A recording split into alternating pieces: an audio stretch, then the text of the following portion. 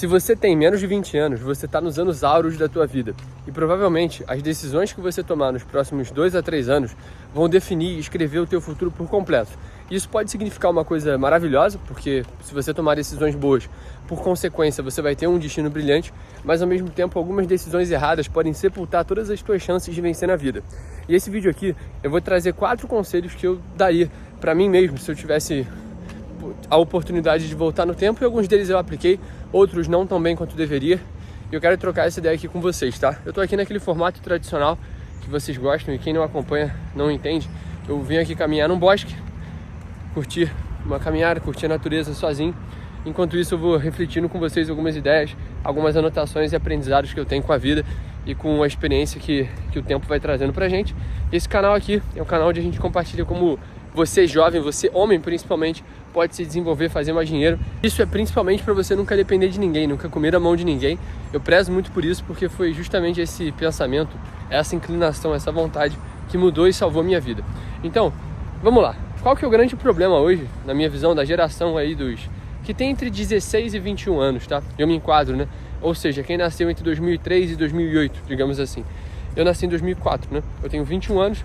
E o que eu vejo na nossa geração é uma adolescentização do jovem. Ou seja, querem passar para você a ideia, querem implantar isso na tua cabeça, de que se você tem ali menos de 25, 26 anos, você ainda é um adolescente. Então, eles tentam inviabilizar as tuas decisões e diminuir o peso de cada risco que você toma. Por quê? Porque a sociedade faz com que cada vez mais o jovem seja mais inútil. Como assim? Os nossos pais, com 20 e poucos anos, já estavam casando, formando família, alguns deles já estavam comprando casa própria. Eu sei que isso era mais acessível e era tudo muito mais fácil, eu concordo com isso, mas eles já estavam fazendo acontecer. Enquanto na nossa geração se normaliza cada vez mais casar aos 35, ter filho aos 40 e adiar todas essas decisões da vida.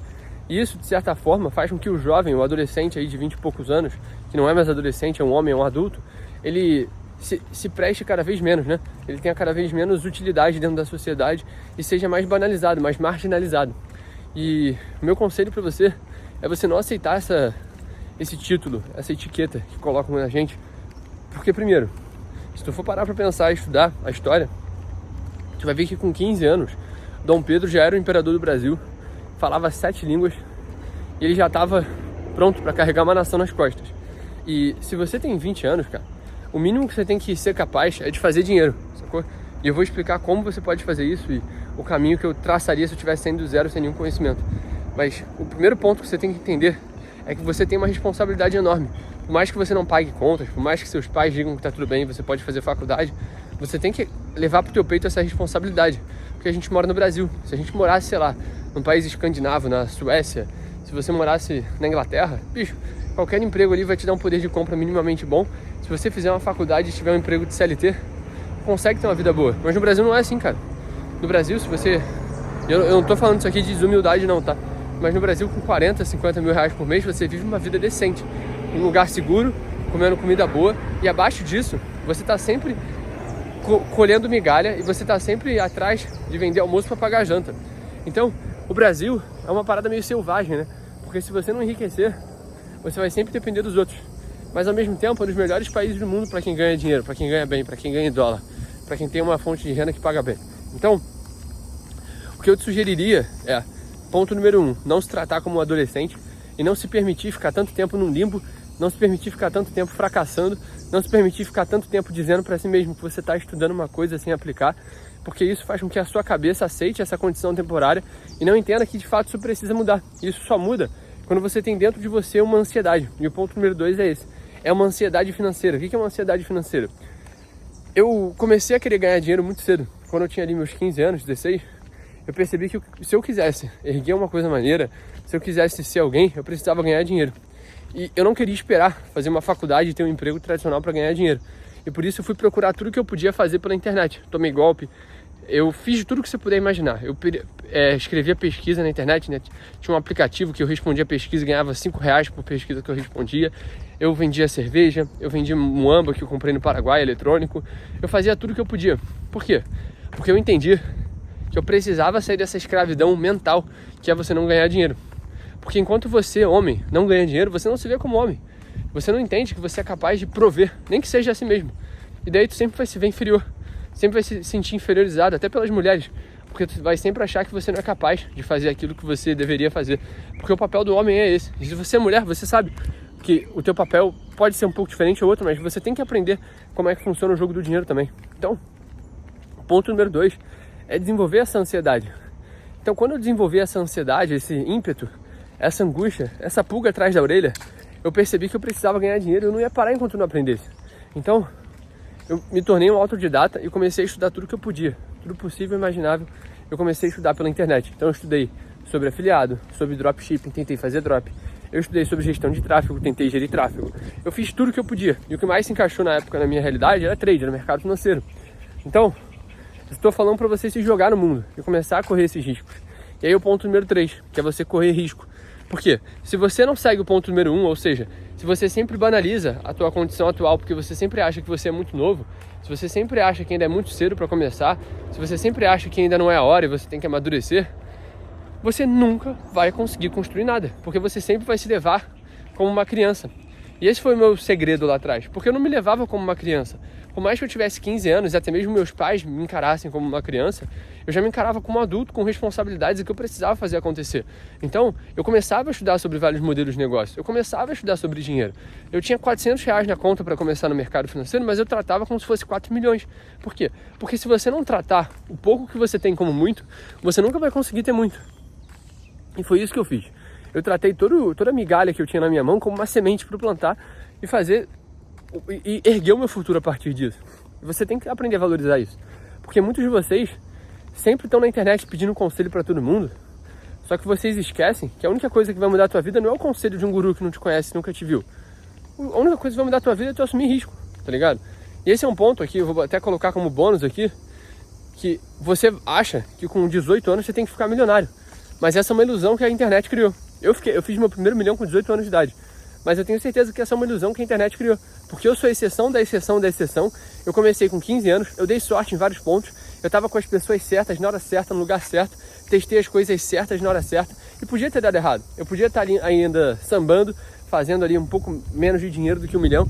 Mas eu podia, ligado? Então, você tem que entender que depende de outras circunstâncias que não só você fazer a tua parte. Por isso você tem que fazer tudo que tu pode, estar exposto ao máximo de riscos possíveis, porque o máximo de risco possível, porque, cara, alguma hora a sorte vai cantar pro teu lado.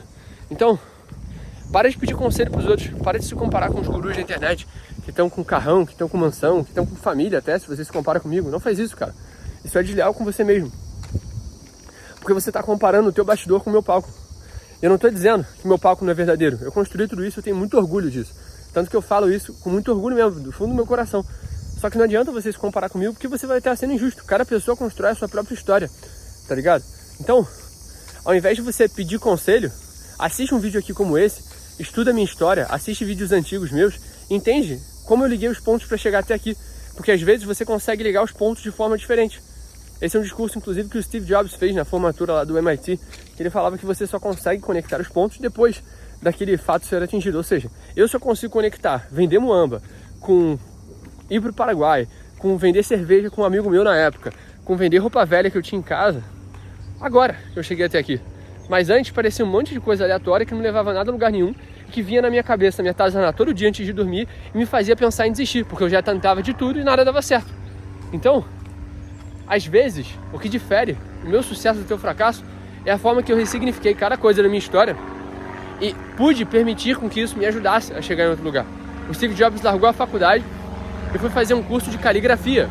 Isso parecia ser completamente sem sentido. Só que esse curso de caligrafia o ajudou a desenvolver a grande diferença do Mac para qualquer outro software. Que é o quê? As letras são mais bonitas, o design é mais diferente, é mais inteligente. E a gente sabe que a Apple é a 01 aí no mercado de eletrônicos. Por mais que talvez não seja nem o melhor. Você está vendo esse vídeo que foi filmado por um iPhone. Provavelmente eu vou editar ele pelo meu Mac, vou subir ele pelo meu outro iPhone. Ou seja, é uma cadeia de produtos que foi criada justamente por isso, tá? Eu não estou falando que tu vai virar o Steve Jobs também não. Mas dito isso, vamos chegar no quarto e último ponto, que talvez seja um dos mais importantes e o que vai mais te dar medo e talvez até ser polêmico, que é não namore. Por quê? Porque você não deve namorar. Cara, o namoro, e permita-me aqui ser um pouco chulo, o namoro é a perfeita tradução de uma palmolice. Por quê? Você não é homem o suficiente para assumir aquela mulher como tua noiva e esposa, e ao mesmo tempo, você também não é o marido dela, ou seja, ela também não te assume como homem dela. Ou seja, você está em cima do muro. E qual que é o problema do namoro na juventude? Tu vai gastar tempo, tu vai gastar energia, tu vai gastar dinheiro, tu vai ser controlado emocionalmente por aquilo, sendo que não necessariamente vai vir alguma coisa daquilo. Então, eu sou da seguinte tese: ou você decide que aquela mulher é a mulher da tua vida, e eu tô falando decide, tá? Não é sente, porque os nossos sentimentos enganam a gente, tá? Você nunca vai sentir amor, paixão profunda por uma pessoa e falar: ah, eu estou terminantemente apaixonado por ela e ela é a mulher da minha vida. Isso é mentira, isso vai te enganar, o teu coração te engana. Mas se você de fato decide que você quer fazer com aquela pessoa a tua família, e aquela pessoa tenha o mesmo ímpeto que vocês estão dispostos a construir isso juntos, cara, vai fundo e casa cedo, bicho. Porque ou tu casa cedo, ou você simplesmente fala assim: eu não vou me preocupar com isso agora, e eu vou me preocupar em construir meu império, meu dinheiro, todas as coisas que você almeja materialmente, tá? E qual que é o problema da segunda alternativa, de você seguir sozinho? Que tu vai ser um cara muito vazio. Se você acompanhar aqui os vídeos da minha rotina, tem vídeo meu que eu faço 40 mil em um dia, e tem vídeo aí que eu perdi 20 mil em um dia. E se tu assiste os dois vídeos, o que tem em comum? Eu tenho uma família em casa me esperando para me dar amor. Então, eu pude usar o meu dinheiro para eu construir coisas que de fato importavam. Porque agora, em todas as minhas vulnerabilidades emocionais, eu tenho a minha família do meu lado. Então eu tenho um alicerce muito forte. Então, se você estiver sozinho, você vai ter que pagar esse preço também de andar sozinho, de pagar um preço emocional de solidão. E não necessariamente você não vai estar sozinho também quando você for pai e tiver tua família. Porque a solidão de um pai de família que tem que arcar com todas as responsabilidades e fazer acontecer também é enorme. Mas o que eu tô falando pra você é que você vai ter que escolher qual que é a tua dor. Ou a tua dor de desagradar alguns parentes, de desagradar até algumas inclinações egoístas, materialistas e até mesmo hedonistas da tua parte, de querer viajar o mundo, pegar um monte de mulher e casar cedo, que foi a decisão que eu tomei e eu não me arrependo nem um pouco. Ou você vai seguir sozinho nesse caminho. Mas eu acho que a pior besteira que tu pode fazer, a maior delas, é querer se relacionar com várias mulheres e ficar de namorinho em namorinho, porque isso aí vai gastar tua energia e o teu tempo. E se tu for parar pra pensar, essa é a pior mentalidade de todas. Porque daí tu tá no namoro, aí tu vai pra festinha, aí tu vai pra festa do primo, do amiguinho, do papagaio, aí tem um churrasco de aniversário do tio, da amiga, do sei lá o quê. E o tempo inteiro você tá fugindo da tua realidade. Você não tem um final de semana pra você trabalhar em si mesmo, tá ligado? Então, ou tu escolhe a mulher da tua vida, ou você vai se tornar um pouco lobo solitário. Tu vai seguir um caminho um pouco mais doloroso, mas eu tenho certeza que vai ser muito mais inteligente e sábio do que ficar se perdendo em promiscuidade, em relacionamentos sem sentido e, enfim, de fato, começar a edificar o que realmente importa. Fechou? Então, esses 4 conselhos são conselhos verdadeiramente bons. Eu pretendo dar esses conselhos pro meu filho, e se ele estiver um dia assistindo esse vídeo aí, seriam os conselhos que eu daria para ele. E se você gostou desse vídeo, se algum desses conselhos te tocou, se você tem alguma opinião que você discorda de mim, o problema é seu, mas você pode comentar aqui também. Mas não deixa de se inscrever aqui no canal, deixar o teu like. E eu me despeço aqui nessa manhã de sábado, ensolarado. Tô indo agora pro escritório, vim aqui dar uma voltinha e agora vamos lá trabalhar um pouquinho. Valeu, tamo junto e até a próxima.